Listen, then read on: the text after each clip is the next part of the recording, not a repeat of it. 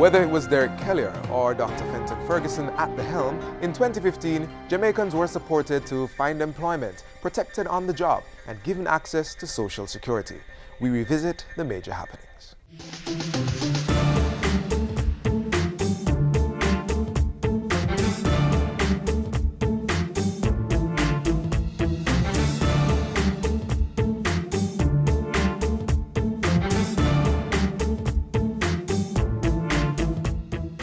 The Ministry of Labour and Social Security is perched on the threshold of a new and exciting mission and strategic focus. The send-off for these farm workers was the start of another productive year for the Labour Ministry's Overseas Work Programme. The Canadian component alone employed 1,800 workers after an August recruitment exercise. Locally, the ministry established a satellite station for its labour market information system, giving Manchester residents a leg up in the employment race. In August, young people under the Programme of Advancement Through Health and Education, PATH, benefited from the annual Steps to Work summer camp held in St. James and Kingston. And while the ministry continued working on the Occupational Safety and Health Bill, it introduced a Workers' Safety Passport to improve safety standards for persons in the construction industry.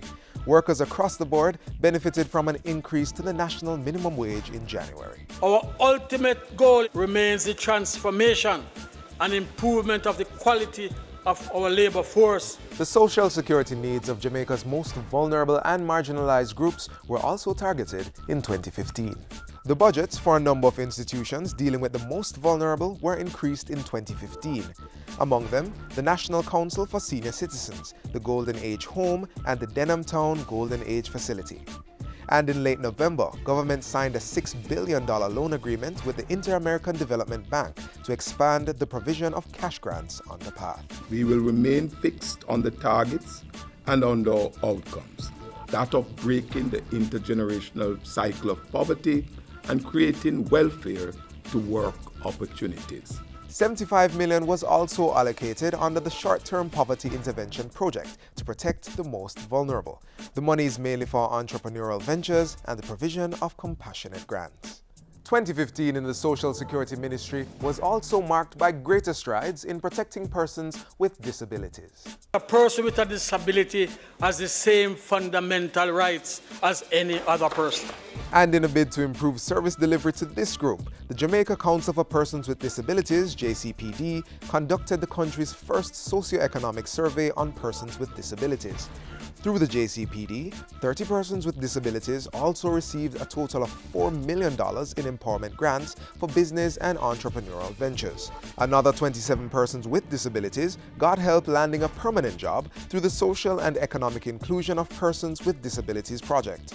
The Abilities Foundation received $10 million from the ministry and the Japan Development Grant to boost education and skills training. And the Early Stimulation Program, which targets special needs children, opened a new office in Portland. We are going to move forward. We have to now look at the labour side, look at this ministry as being a critical part of the growth agenda, critical part of a 2030 development agenda, and critical part of agreements locally, regionally, and internationally, and tied into our ILO commitments and mandates. So from improving the safety standards of workers, to providing more opportunities for employment, to protecting the needs of the most vulnerable, the Ministry of Labour and Social Security made major strides in 2015, and the work continues.